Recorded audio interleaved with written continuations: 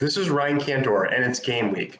Spring game week, but nevertheless, it's a game week. We're going to have some scrimmage football to talk about. We're going to get some new data and get a real look at what's going to be new with this offense. I think the offense is the biggest story. We've got Garrett Riley coming over from TCU as the new offensive coordinator. So everyone is excited to see the new plays, the new tempo, the new scheme, all of it. And that's certainly the number one thing to watch, as well as quarterback Cade Klubnik, as he'll be the starter from day one. So that's all really exciting. And it all happens this Saturday, April 15th at 1 o'clock in Death Valley. But there's also a handful of other players who I think will be huge X factors this coming season. If Clemson's really going to go from below average to somewhere between decent and excellent on offense, I think we're really going to need a couple different players to really step up, really rise to the occasion in expanded roles. I want to talk about a couple of those players now. The first of those players is tight end Jake Briningstool. He had a big spring game last year, and he kind of proved that it was no fluke. He had a solid season, had 25 receptions for 285 yards as a sophomore behind Davis Allen. Now, Davis Allen decided to go pro, so Jake Briningstool is primed to start. Last year, fans, reporters, everyone was asking, use more tight ends, use the middle of the field more, use 12 personnel, which puts 2 tight ends on the field because the wide receivers were struggling so much. We saw a little bit of that at times, but then they get away from it. From the chatter in spring, and you don't want to put too much stock in it, but from what we're hearing, they're using 2 tight end sets more. They're attacking the middle of the field more. All of this is really good news, and Jake Briningstool really stands to benefit from that. Obviously, with Allen leaving, Davis Allen leaving, he has an opportunity to see more looks as a receiver and just be a bigger part of the offense.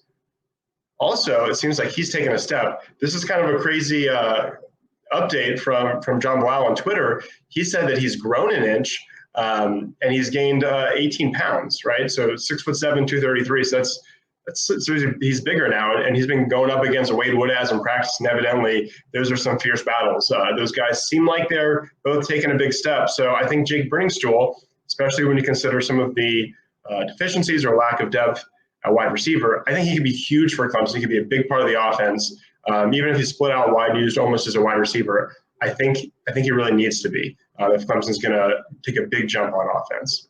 So he's one guy, number 9. I'll definitely be keeping an eye on during the spring game. I want to see him have another big spring just like he did last year. I think he could be kind of a sneaky star for the Tigers on offense. The next guy is Cole Turner. So he redshirted last year. He only played in 3 games. He wasn't a huge recruit. He was a son of a friend of Coach Sweeney. People were not high on him coming in, but Coach Sweeney kept saying, hey, this guy's going to be great. He didn't play a ton of football in high school, so he wasn't super experienced, but he came in towards the end of the year, just to get a couple of games in and still keep his red shirt, and he torched UNC over the top for some big plays. And I think it's easy to kind of quickly compare him to some of the slot receivers Clemson's had in past years. I think that's a trap. I don't think that's fair at all to him. He's actually more of a deep threat, a burner who will open up the offense by stretching the defense. Grisham sort of bashfully compared him to DeAndre Hopkins. He's 6'1". And I think that is exactly what Clemson's offense desperately needs, especially with Ngata going pro, which that was kind of a curious decision. The Tigers need someone to stretch the defense. Obviously, Antonio Williams is the star wide receiver. Adam Randall had a torn ACL that kind of slowed him down a bit last year, although he played. He maybe wasn't 100%. Now he's got the other knee scoped. He should be fine for the season, but I don't think he's by any means a lock to start over Cole Turner. I think Cole Turner is not necessarily a starter, but he could. And even if he doesn't, he'll see a lot of opportunity. So I think he's someone that could really make this offense more dynamic with his speed and ability to push the ball downfield. And with a gunslinger like Cade Klubnik at quarterback, that's going to be a fun combination to watch. This offense needs to get more explosive, and I think Cole Turner is one kind of key to unlock that. He redshirted last year, so he's really only a redshirt freshman this year. In three games, he had 8 receptions, but those went for 161 yards, 20 yards or receptions. That kind of highlights just how much of a big play threat he is. And the Tigers need that. That's exactly what they need. So Garrett Riley will be utilizing him to kind of open up the offense and increase those yards per completion.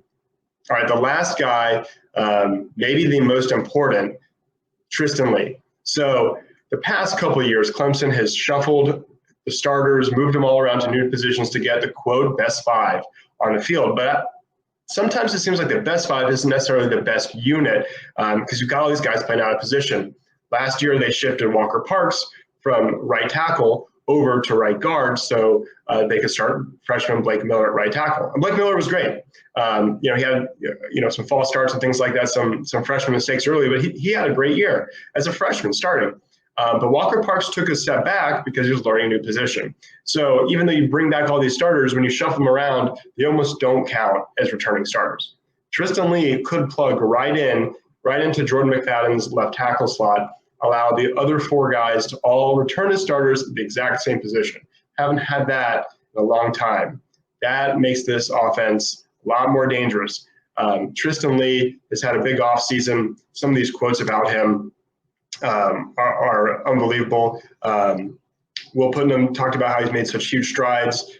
And I thought this quote by Coach Sweeney was really interesting, really illuminating. He said that coming out of COVID, so coming out of high school, they canceled a season in Virginia. So coming out of COVID, no football, he was out of shape, he's not strong, hadn't been in the weight room.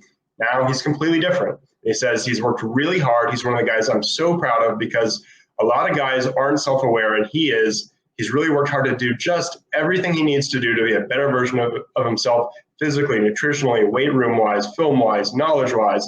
He's just a guy that works all the time. It's very important for him to be a great player. So far he showed that, and he's really proud of him. So Coach Sweeney is really talking him up. And if it's because he's dedicated himself more and is tapping into that potential, that is really, really exciting for this offense. Tristan Lee was a 5-star out of Virginia. He's now a redshirt sophomore, and he's barely seen the field. So if he's now, I won't even say a late bloomer because what happened with COVID in high school for him, and of course he's an offensive lineman, they tend to take longer. But if he's gonna break out, I think that is absolutely huge for this offense. So that's another guy I'll definitely be watching in the spring game. I want to see those three guys have really strong games. That would yield a lot of optimism for what this offense can do. This is just a look at what that offensive line would look like if guys don't have to shift around. So you have Blake Miller staying as a sophomore, staying in the same position. Walker Parks, who last year had to move to right guard, would stay there. Putnam, who last year moved from right guard to center, now gets his second full year at center. So he could be more comfortable. And Tate, he's out for the spring, as Parks is too. But Tate is out for the spring, but he's started from day one as a freshman against Georgia at left tackle, which is crazy. And now he's basically a veteran with all that experience. So that if Lee could plug in, that is a veteran, talented offensive line. I am very scared of the hype, and I never want to buy into offensive line hype at Clemson. I always seem to get burned by that. But I'm starting to buy in a little bit this time. So there's a lot to be excited about for the spring game on offense. Please subscribe to this channel. We'll be talking about some players to watch on the defense next. I think there's some exciting things there too. So please subscribe. There will be a companion article to this video on TigerNet. So if you're not watching this on TigerNet, you can jump over there and read the article as well. Thanks for watching.